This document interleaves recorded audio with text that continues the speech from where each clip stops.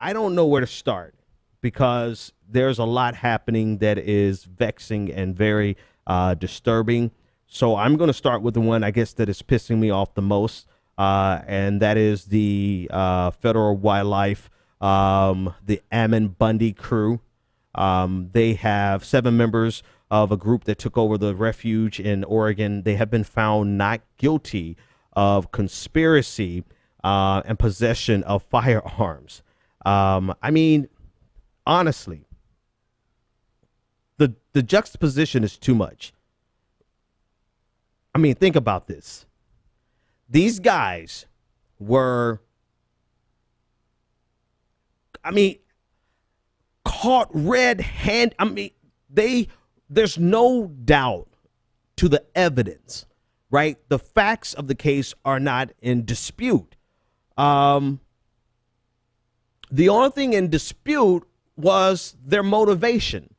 Because of the particular charge, the charge that carried the biggest weight, which I don't understand, but fine, right? The biggest charge that they were facing had a maximum of 6 years penalty, and that charge was conspiracy to prevent federal workers from completing their work, from doing their job.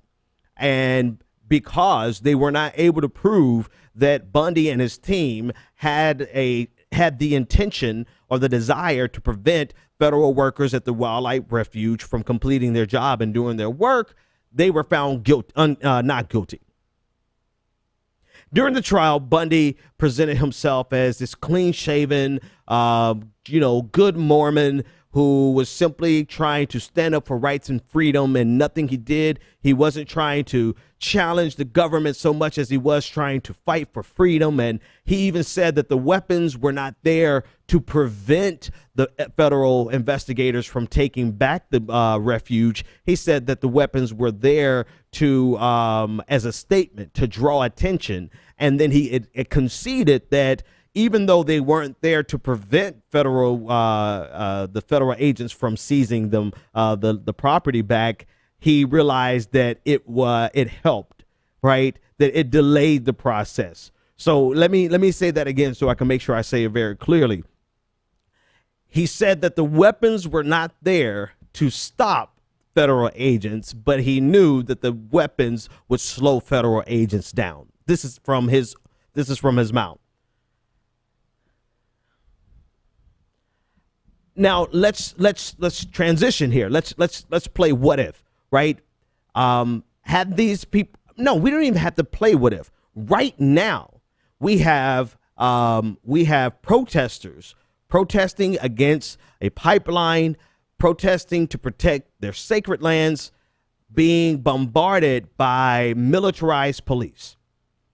Hell, you had charges brought up against Amy Goodman just for reporting on what happened.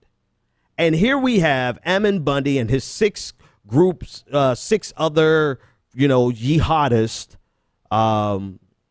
ISIS, vanilla ISIS, they are there. They are guilty. They have there's no way that you can look at the situation that happened in Oregon at the beginning of this year for over 24 days, almost a full month.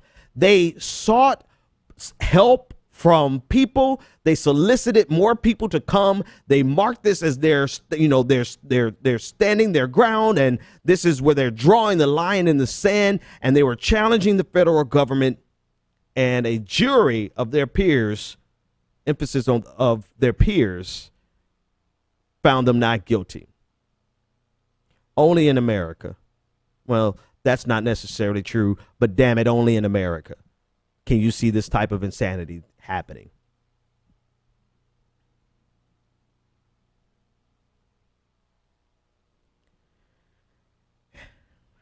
I'm sorry, it lasted for 6 weeks. What do you think about? What do you even say to that? It is obscene. It is absurd. It is white privilege at its best, because had these people been any other color, any other religion, they sure as hell would be found guilty if they even got out of the refuge alive. There was even a shootout where one of their members was killed. But these guys, I'm telling you, man. This is the clearest juxtaposition, side by side, on the same day that you have the various tribes that are represented in the protests at the North Dakota Access Pipeline are being accosted by police and have been accosted by police.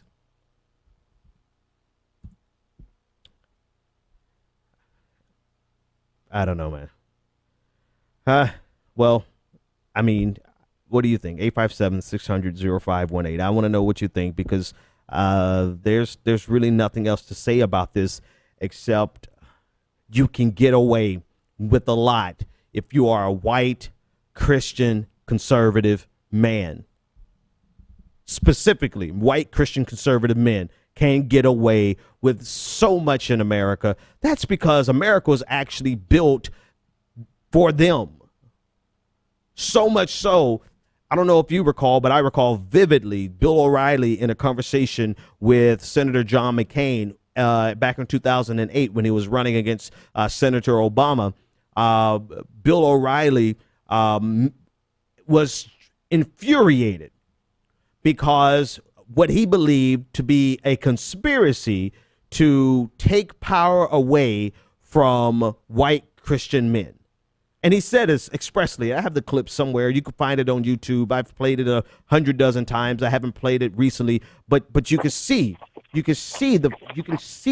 the frustration in his eyes and in his voice when he said that America was run by white Christian men. And to see that changing has been one of the most difficult things for white Christian men to endure. And the reason I'm saying it like this is because had any of those factors been different, had they been any other race, any other religion, they would have been found guilty. They would not have even made it out of the race. Imagine a gang of 7 black guys. Let's just call them a gang, right? Because they call Bundy, and let's call them a gang. Let's just say 7 black guys from the Missionary Baptist Church, the only black church in Oregon, got together and said, we're holding the line for black lives on this federal property, and we're not leaving. This is where, and they recruit people from all over the country to send them pizzas and instead get dildos in the mail. That was the funniest part. But imagine if this had been 7 men from the Missionary Baptist Church of Oregon. Do you think they would have gotten out alive?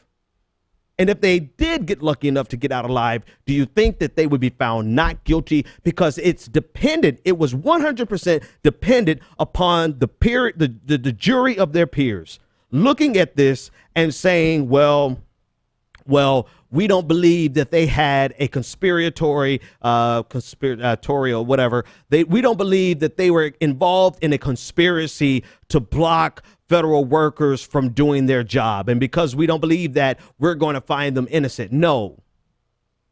They would have looked at those men, those black men, and said, oh, they're guilty. I don't know what they're guilty of, but damn it, they're guilty of something. This is where the institutional racism comes into play, right? Because it didn't involve any black people, but it shows you the power of being white in America, right? This is not your standard accepted form of racism where you say, oh, it was a black guy who was accosted by a white guy, so it's racist, or it's a white guy who called a black person the N-word, so it's racism. No, this is institutionalized racism. This is institutionalized white supremacy. This is how you get away with this.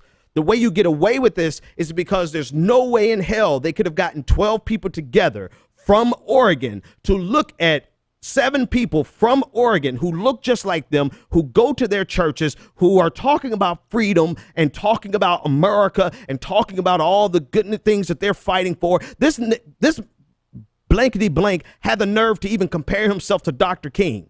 So there's no way in the world you could have gotten a guilty verdict for these 7 people in this type of scenario, talking about they're fighting against the federal government for their freedoms. But had you just changed one factor, and that would have been their race, totally different outcome, because automatically, instantly, the jury of the peers would not have a connection with these people. The jury of the peers would have sent generations of biases, implicit biases against the people that they see who are on trial. And when it comes down to a judgment call and saying, do I think that they intended to inhibit the workers, the federal agents, the work of the federal workers, right? Or do we think that they were just there and the workers were inadvertently prohibited from working? Because that's what the story turned on, right? Easily.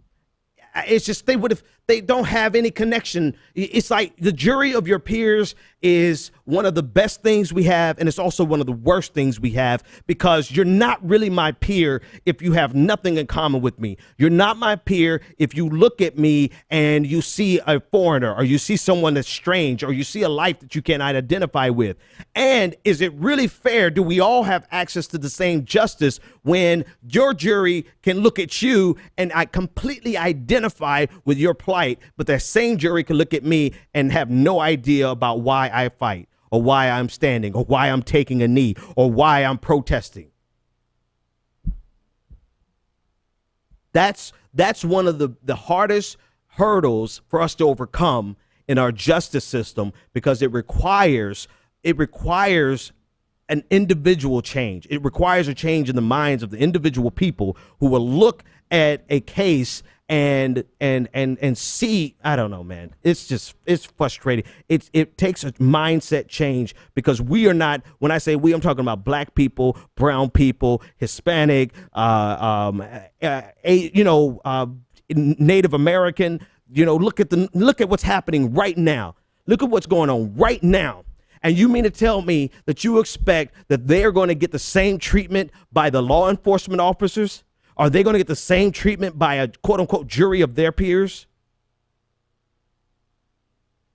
Anyway, maybe this is a good place for me to bring on Greg, because he's an attorney out of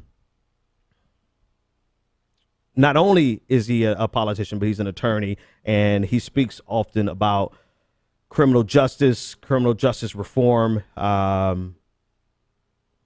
So I'm actually going to reach out to Greg here. Let me do something here, folks, and get him on the line, because it's just kind of, it's tiring. It's tiring to see. It's seeing it on the same day, within the same hours, right? Just side by side. You can't even avoid it. You can't help but to draw the juxtaposition and see how the Native American tribes that are there and the people who are standing in solidarity, how they're getting treated compared to Ammon Bundy and his 6 hooligan friends, how they're getting treated. It's